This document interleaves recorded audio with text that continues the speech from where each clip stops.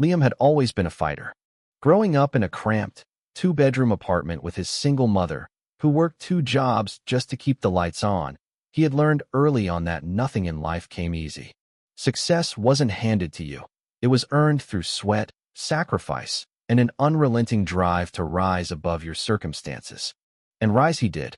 Years of late nights, overtime, and relentless ambition had finally paid off. At 35, Liam had climbed the corporate ladder, securing a position as a senior executive at a prestigious marketing firm. His reward? A stunning, modern two-story house in the upscale neighborhood of Willow Creek, complete with a pristine backyard and a luxurious in-ground pool. It was the kind of home Liam had once only dreamed of, a symbol of his hard-earned success. But as he stood in his backyard, admiring the glistening water of his pool, he couldn't shake the feeling that his newfound privilege came with a price. That price, as it turned out, was his next-door neighbor, Vanessa. Vanessa was the epitome of entitlement. A blonde, blue-eyed socialite in her early 40s, she had a knack for making Liam feel like an outsider in his own neighborhood. The first time he noticed her in his pool, he thought he was hallucinating. He had just returned from a morning run, sweat dripping down his brow, when he spotted her floating on an inflatable lounger, oversized sunglasses covering half her face. She looked as though she belonged there, as if the pool were part of some exclusive resort she had booked for the weekend. "Excuse me," Liam called out, approaching the pool's edge. "What are you doing in my backyard?" Vanessa barely glanced at him, swiping her phone screen. "Oh, this pool is amazing," she said, completely ignoring the "my backyard" part. "I needed this today." Liam was stunned. "You needed to trespass into my yard and use my pool?" Finally, she turned her head, looking at him as if he were the problem. "I assumed you wouldn't mind," she said, lifting her sunglasses. The fence was open. Liam clenched his jaw. The fence hadn't been open, at least not before she got there. But before he could argue, Vanessa climbed out of the water, grabbed a towel from one of his patio chairs, and strolled back toward her own yard without a care in the world. That was the beginning of an ongoing nightmare. Over the next few weeks, Liam noticed Vanessa using his pool more and more. Sometimes she slipped in when he was at work. Other times, he caught her in broad daylight, acting like she had every right to be there. Every time he confronted her, she gaslit him, laughing it off, claiming she thought it was a neighborhood perk, or brushing past him like she hadn't heard a word. Worse, the few times Liam lost his patience and demanded she leave, she played the victim. "Wow," she would huff, shaking her head dramatically. "You don't have to be so aggressive." She even went as far as warning him that she could easily call the police if she felt unsafe. Liam knew exactly what she was doing, weaponizing her privilege, banking on the fact that in any police encounter, he would be the one in trouble, not her. That realization made his blood boil. But it wasn't until the afternoon he came home early that he decided enough was enough. Liam had had a long day at work. All he wanted was to kick back with a cold drink and relax. But the moment he pulled into his driveway, he knew something was wrong. Loud laughter echoed from his backyard. Music thumped from a Bluetooth speaker, and the faint scent of cheap rose and coconut sunscreen lingered in the air. His gut twisted. He stepped out of his car and stormed around the house, his worst fears confirmed. There she was, Vanessa, lounging on his pool float, wearing a ridiculous sun hat, her legs lazily kicking through the water. But this time, she wasn't alone. Two other women were with her, draped over the pool's edge, sipping wine straight from the bottle. Their beach towels and purses were scattered across Liam's patio furniture like they had booked a full-day spa retreat. Liam saw red. He whipped out his phone, angling it at the scene. "You have got to be kidding me," he muttered, hitting record. Vanessa's head turned at the sound of his voice, but instead of looking embarrassed or even remotely guilty, she smirked. "Oh, Liam, you're home early," she drawled, dragging out his name like they were old friends. "You should have texted. We would have saved you a drink." His grip tightened around his phone. "Get out." Vanessa sighed dramatically and lifted her glass. "Why are you always so uptight?" "It's just a pool." Liam had had enough. "No, it's my pool, and I'm sick of you acting like you own it." Vanessa exchanged a look with her friends before turning back to him with a sly grin. "Well, maybe you shouldn't have such a nice house." Liam froze. "You know," she continued, swirling the wine in her glass, People are always talking about unfair privilege, but let's be real. You lucked into this place. How many people like you live in this neighborhood? You really think you belong here? One of her friends giggled. The other took a long sip from the bottle. Liam's heart pounded, but he kept his composure. You should leave. Now. Vanessa tilted her head, feigning confusion. Oh, and what are you going to do if I don't? Her smirk widened. Call the cops. You know how that ends for your kind. For a moment, the backyard went silent. Vanessa had said the quiet part out loud. Liam inhaled deeply, his hands shaking not with fear, but with rage. He could feel the heat rising in his chest, the sharp sting of humiliation beneath his anger. He thought about all the times she had disrespected him, all the times she had made him feel like a guest in his own home. And now, here she was, fully admitting that she didn't just accidentally overstep, she believed she was entitled to his space. Something in him shifted. He lowered his phone, squared his shoulders, and let out a slow, measured breath. You know what? He said, his voice steady. You're right. Calling the cops wouldn't work. Vanessa's smug expression flickered. But don't worry, Liam continued, walking away. I have a better plan. And this time, she wasn't going to see it coming. Liam knew the system wasn't on his side. If he called the police, Vanessa would just play the fragile white woman routine, and somehow, he'd end up in trouble. No, this situation needed a different kind of solution, one that would teach her a lesson without leaving him vulnerable. So he got creative. After doing some research, Liam visited a reputable breeder on the outskirts of town, a place known for training elite protection dogs. He wasn't looking for just any pets, he needed guardians. That's when he met Titan and Havoc. Titan was a hulking jet-black Rottweiler with an intimidating stare that could make a grown man rethink his life choices. Havoc, slightly smaller but just as powerful, had a knack for reading energy, calm around friends, but a nightmare for intruders. The breeder assured Liam these weren't reckless attack dogs. They were controlled force, trained to respond to commands with precision. They wouldn't harm anyone unless Liam told them to, but when it came to protecting their home, they'd stand their ground with terrifying authority. That was exactly what he needed. For the next week, Liam bonded with them, reinforcing their training while getting them used to the layout of his property. He walked them around the backyard, had them practice sitting by the pool, and, most importantly, conditioned them to react to one phrase: lifeguard duty. It was simple, harmless to outsiders, but the moment Liam said it, Titan and Havoc would know it was time to handle business. The final touch? Liam hired a contractor to apply a hydrophobic sealant to the concrete surrounding his pool. It was originally designed to prevent mold buildup, but Liam had a different use in mind, making the edges dangerously slippery when wet. He smiled to himself. Let Vanessa and her friends try to scramble out of this one. Now, all he had to do was wait. Liam didn't have to wait long.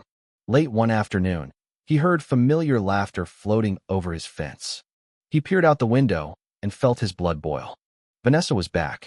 She had brought two friends again, and they were making themselves right at home, wine glasses in hand, music blasting, splashing around like they had paid for the privilege. Liam cracked his knuckles. Showtime. He stepped outside, the sun glinting off his sunglasses as he strolled onto the patio. But he wasn't alone. Titan and Havoc flanked him, their muscular bodies moving in sync, eyes locked on the pool. Vanessa didn't even notice him at first. She was too busy floating on her back, her sun hat covering her face. One of her friends spotted Liam first and nudged her. Vanessa," the woman muttered, glancing nervously at the two Rottweilers now stationed by the water's edge. Vanessa lifted her hat lazily and turned her head. When she saw Liam standing there, arms crossed, with two massive, unblinking dogs beside him, she scoffed. "Oh, Liam, relax. We're just cooling off." Liam smirked. "Oh, I didn't know we were running a free resort." He tilted his head. "Let me introduce you to my new lifeguards." And with a snap of his fingers, the game changed. Titan and Havoc exploded into action. Their barks ripped through the air, deep and commanding. They charged toward the pool's edge, teeth bared, hackles raised, paws skidding across the wet concrete. Chaos erupted. Vanessa and her friends screamed.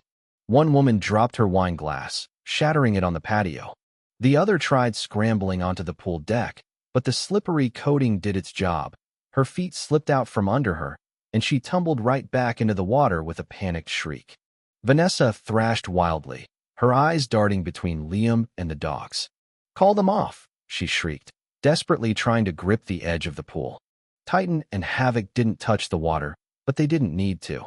They paced the perimeter, growling, jaws snapping in the air, just close enough to make it clear this wasn't Vanessa's playground anymore. Liam leaned against the patio table, watching the spectacle like it was the best entertainment he'd seen in years. "What's the rush, Vanessa?" he called out. "I thought you loved this pool." Vanessa's face was a mix of rage and terror. "This is insane. I'm calling the police." Liam chuckled. "Oh, please do." He gestured around the yard. "I'd love for them to see the security footage of you breaking into my property again." Vanessa froze. Realization dawned. Liam had been recording everything, and now she was stuck, soaked, humiliated, and unable to climb out without slipping again.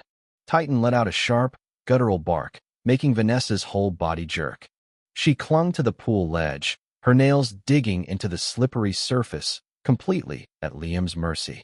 Liam took a sip from the iced tea he had brought out, savoring the moment. "So, Vanessa," he said casually, "want to try trespassing again?" Vanessa was trapped, literally and figuratively. The Rottweilers continued their patrol, their deep growls echoing through the backyard. Every time Vanessa or her friends tried to hoist themselves out of the water, their hands and feet slipped against the slick coating Liam had prepared. They were stuck, treading water in the very pool they had claimed as their own. Vanessa's bravado was gone. The arrogance evaporated. Her voice cracked as she begged. "Please," she gasped, her breath ragged. "I swear I'll never come back. Just call them off." Liam took his time. He knelt beside the pool, holding up his phone, still recording. "Oh, now you respect property rights?" he asked, raising an eyebrow. "Thought you said I didn't deserve this house." Vanessa's face twisted in horror as she realized he was live-streaming everything. His social media notifications were already blowing up. Viewers poured in, watching in real time as a racist trespasser got a lesson in consequences. "You see, folks," Liam said, turning the camera to himself, "some people just don't listen until you speak their language. I told this woman 100 times to stay off my property. She called me aggressive. She called me a threat. But look at her now, trespassing, making a mess, and crying for help the moment there's an ounce of pushback." Vanessa let out a strangled sob. "You can't do this. This is illegal. You're ruining my life." Liam laughed. "No, Vanessa. You ruined your life the moment you disrespected me and thought you could get away with it." By nightfall, the video had gone viral. Millions of people watched as Vanessa got her comeuppance. Social media tore her apart. Hashtags like #PoolsideVanessa and #RacistResort trended worldwide. The internet had no sympathy. Then the real fallout began. Vanessa's employer, a company that prided itself on diversity and inclusion, got wind of the scandal. Within 24 hours, they fired her, releasing a public statement condemning her behavior. Her HOA fined her for harassment, labeling her a nuisance neighbor. Even her own friends turned on her. In a group chat that leaked, they blamed her for the humiliation, saying, "You just had to mess with the one guy who knew how to play the game better than you." Vanessa lost everything. But Liam? He enjoyed his justice. Or so he thought. Liam had assumed that Vanessa would learn her lesson, that she'd take the L and disappear, too ashamed to show her face again. But people like Vanessa? They don't go down quietly. 1 week later, in the dead of night, Liam's security system sent an alert to his phone, motion detected, backyard. Liam tapped into the live feed and felt his stomach drop. There she was, Vanessa, creeping through the shadows, a box cutter glinting in her hand. She was trying to slash his pool liner. She wasn't just petty, she was vindictive. Liam smirked. Perfect. Because he wasn't the only one watching. The Rottweilers had already noticed. Through the camera feed, Liam watched as Titan and Havoc rose from their resting spots like silent executioners. They moved like shadows, positioning themselves between Vanessa and her escape route. Vanessa never saw them coming. She was too focused on destroying what she couldn't have, too bitter to notice the massive figures lurking just feet away. Then, a single bark shattered the silence. Vanessa whipped around, her eyes widening in sheer terror. Titan let out a thunderous snarl, his teeth gleaming under the motion-activated lights. Havoc followed, his body low to the ground, coiled like a spring ready to strike. Vanessa screamed. She tried to run, but there was nowhere to go. She bolted toward the oak tree near the fence, scrambling up the trunk like her life depended on it. She barely made it onto the first branch before Titan snapped at her heels, missing by inches. And that's where she stayed, for 2 full hours. Liam? He didn't rush. He made himself some popcorn, poured a drink, and watched.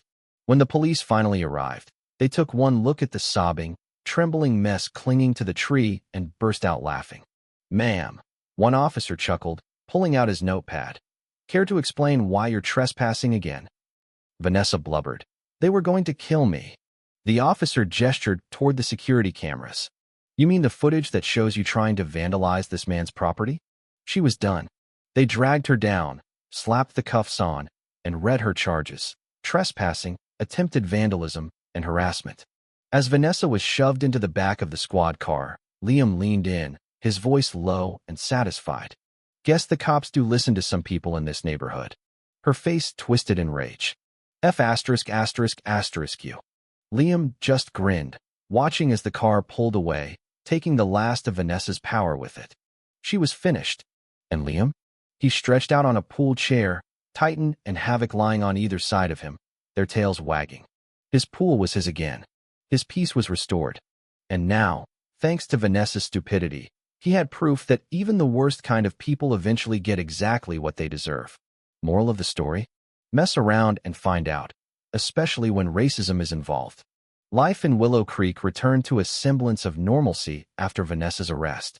The viral video had made Liam something of a local hero, especially among those who had grown tired of Vanessa's entitled behavior. Neighbors who had once avoided him now waved warmly as they passed by his house. Some even stopped to compliment him on his handling of the situation, praising his ingenuity and restraint. "You showed her," said Mrs. Henderson, an elderly woman who lived 3 houses down. "People like her think they can get away with anything. It's about time someone stood up to her." Liam accepted the praise with a modest smile, but he couldn't shake the feeling that the ordeal wasn't entirely over. Vanessa's arrest had been satisfying, but he knew people like her didn't go down without a fight. He kept Titan and Havoc close, their presence a constant reminder that he couldn't let his guard down just yet. Vanessa, true to form, didn't stay quiet for long. From behind bars, she launched a legal counteroffensive.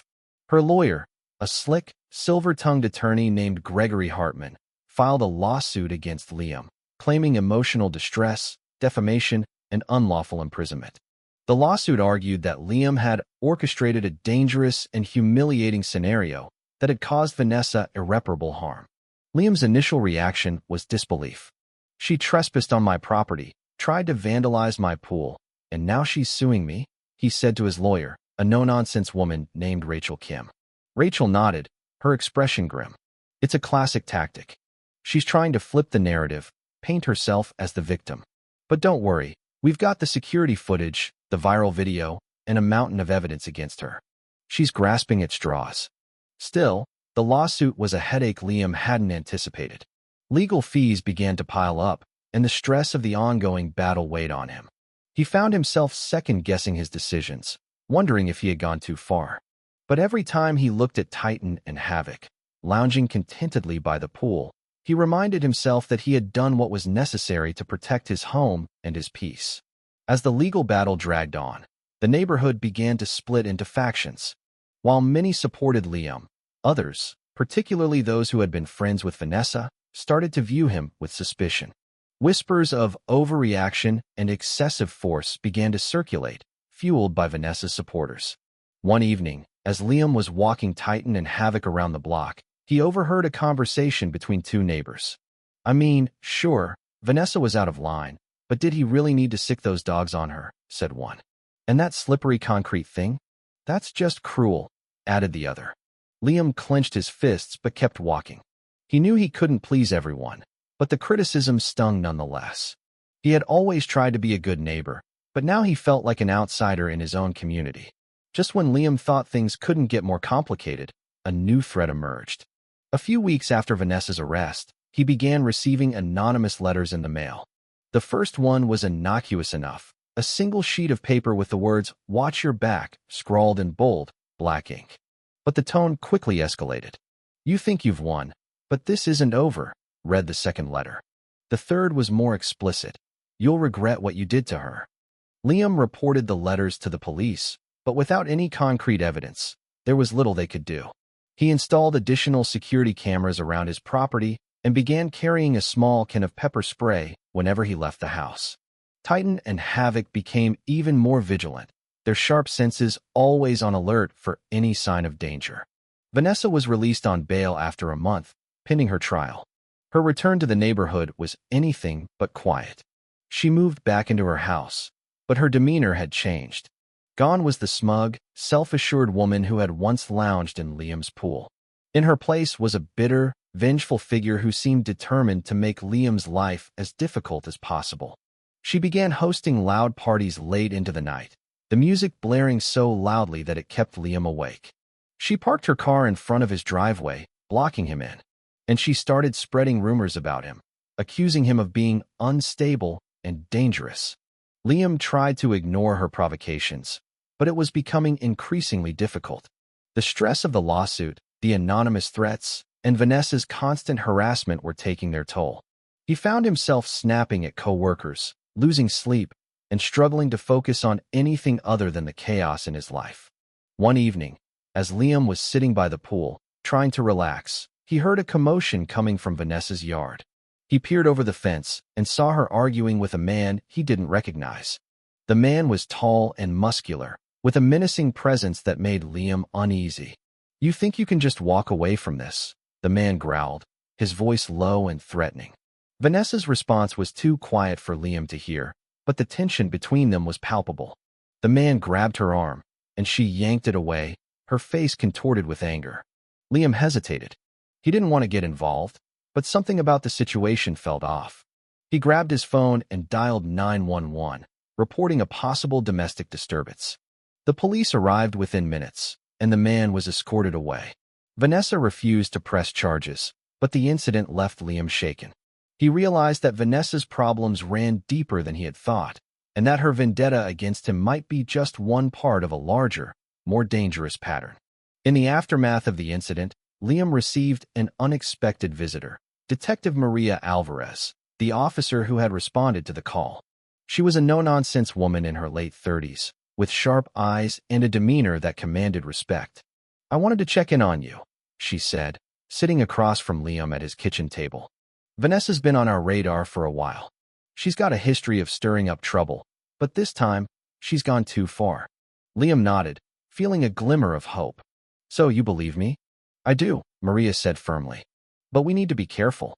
Vanessa's not working alone. That man you saw her arguing with? His name is Victor Russo. He's got a rap sheet longer than my arm, and he's bad news." Liam's stomach churned. "What does he want with Vanessa?" Maria leaned forward, her expression serious. "We're not sure yet, but we think she might be involved in something bigger, something that could put you in danger. I'm going to need your help to bring her down." Over the next few weeks, Liam worked closely with Maria to gather evidence against Vanessa and Victor. They installed hidden cameras around his property, monitored Vanessa's movements, and even planted a listening device in her backyard.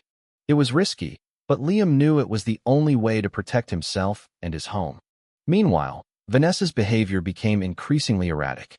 She began hosting more parties, inviting shady characters who lingered in the shadows and made Liam's skin crawl. She also started making veiled threats, leaving cryptic notes on his doorstep and sending him harassing messages online. But Liam refused to back down.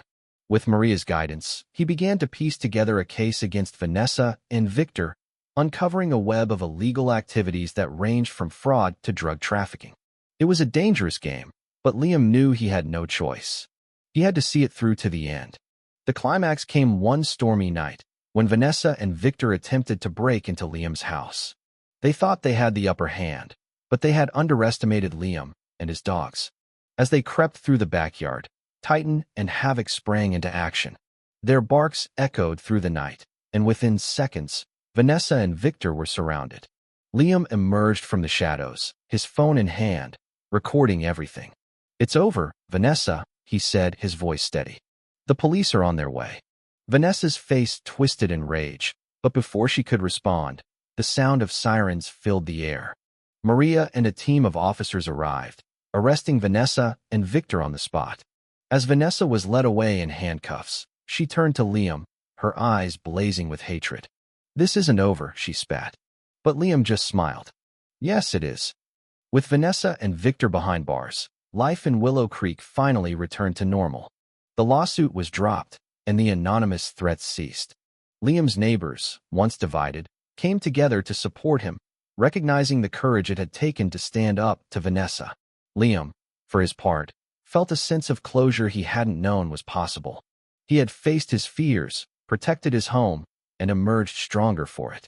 Titan and Havoc remained by his side, loyal guardians who had proven their worth time and time again. As he sat by the pool one evening, watching the sun set over the horizon, Liam felt a deep sense of peace. The storm had passed, and he was ready to move forward. But he knew one thing for certain. He would never take his hard-earned success for granted again, and he would always be ready to defend what was his. Thank you for taking the time to listen to today's story on Store of Good Stories. If this story touched your heart or made you think, don't forget to hit like and share the video to spread this positive message to more people. And if this is your first time here, make sure to subscribe and turn on the notification bell so you won't miss any of the meaningful stories we share every week. Your support is the biggest motivation for Store of Good Stories to keep bringing heartfelt and valuable stories to you. See you in the next video.